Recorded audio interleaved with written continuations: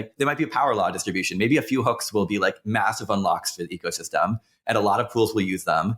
And, and then there will be a long tail of hooks that like are used only in a few pools or in niche situations or for niche specific user projects and front ends.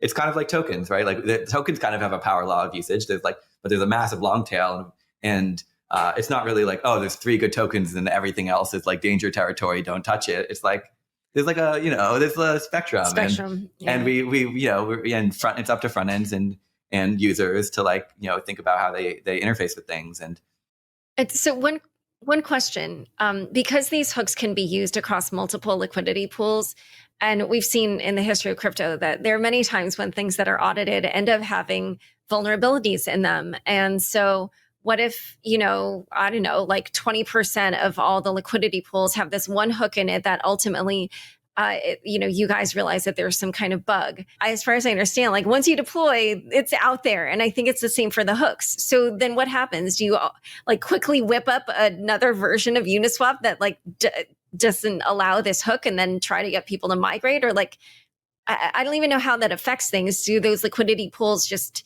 decide we're going to abandon and deploy new ones? Or I don't know what you do in a situation like that. What are your thoughts? You always could start with like the base case, right? Like the security of like a Uniswap, like it's just kind of like what happens if there's a bug in Uniswap v3. It's like right now all v3 pools like use the exact same logic, and it's been very well battle tested. People now feel pretty secure in it. Like I can tell you while we tested it like harder than anything we've ever tested before, like at the launch time it was still scary as the developer because but wasn't there a bug like announced the other day? I meant to look this up. In V3?